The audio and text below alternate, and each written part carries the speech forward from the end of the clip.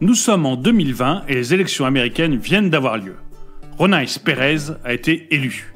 Elle fait l'unanimité en France et sur une bonne partie de la planète. Ce n'est pas qu'elle ait fait quelque chose d'exceptionnel.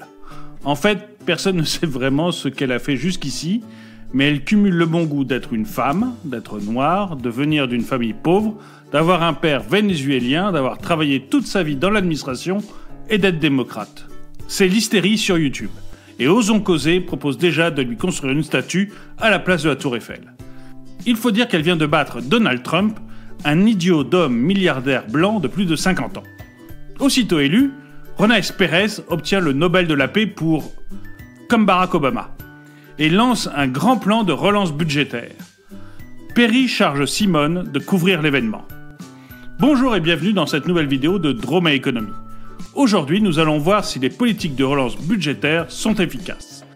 Comme toujours, n'hésitez pas à mettre un pouce vers le haut, à partager et à commenter cette vidéo. Vous pouvez aussi m'offrir un café sur Tipeee. Le plan Ronaïs Pérez va jouer sur tous les tableaux de la relance. L'État va se lancer dans des grands travaux d'amélioration des routes. Le SMIC va être considérablement augmenté pour passer à 10 $ de l'heure. Les minima sociaux vont être mis en place pour que toute personne vivant sur le sol américain touche à minima 800 $ par mois.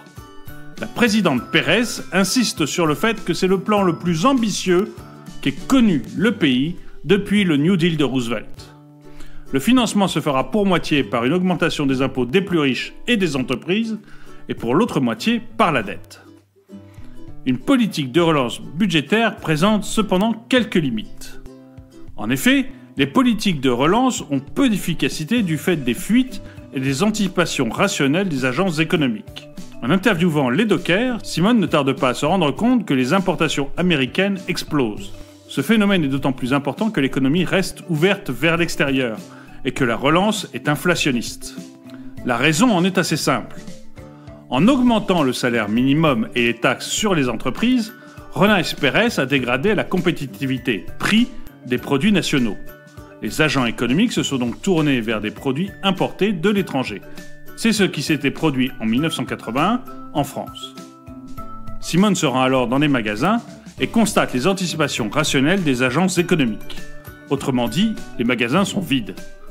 En interviewant les rares clients, Simone comprend que ceux-ci font un lien entre la relance et la hausse des impôts. Si l'État construit des routes, il va demander aux contribuables de les payer. Les Américains préfèrent donc mettre de côté l'argent distribué par Ronaïs Pérez pour pouvoir payer leurs futurs impôts. De retour à l'hôtel, Simone décide d'enquêter sur ce qu'elle vient d'apprendre. La relance de Ronaïs Pérez risque-t-elle réellement de conduire à une hausse d'impôts ?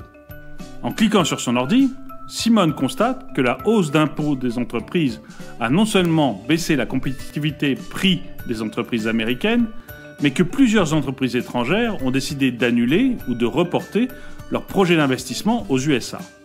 Résultat, les recettes fiscales et les créations d'emplois seront plus faibles que prévu. Les recettes fiscales plus faibles que prévues ont un effet direct sur la dette, qui, elle, augmente plus vite que prévu. Cette augmentation de la dette conduit à une augmentation des intérêts à verser, et donc à une réduction des marges de manœuvre de l'État. La situation de Ronaïs Pérez ne semble pas bonne du tout, et Simone décide de rentrer en France pour écrire son article. Perry n'est pas très enthousiaste, et il demande à Simone de trouver quelques points positifs à la relance budgétaire. Cette femme est quand même une femme noire démocrate vénézuélienne ayant remporté le prix Nobel de la paix pour comme Barack Obama. Elle ne peut avoir totalement tort. Les politiques de relance budgétaire ont tout de même un rôle contracyclique et de cohésion sociale. Keynes explique les récessions par une insuffisance de la demande globale. Pour lui, il faut alors dynamiser la demande par des politiques de relance. Ces politiques de relance permettraient donc d'éviter de s'enfermer dans le cercle vicieux du déflationnisme. Ces politiques peuvent aussi permettre de garder une cohésion sociale en réduisant les inégalités de revenus primaires. Si vous devez retenir 3 choses sur les politiques de relance budgétaire, ce serait 1. Ces politiques ont peu d'efficacité du fait des fuites et des anticipations rationnelles des agences économiques. 2. Ces politiques ont des effets pervers liés à la pression fiscale et à l'augmentation de la dette. 3. Ces politiques peuvent avoir un rôle contracyclique et préserver la cohésion sociale. Merci d'avoir regardé cette vidéo, n'oubliez pas de lui mettre un pouce vers le haut, de la partager, de la commenter et de m'offrir un café sur Tipeee.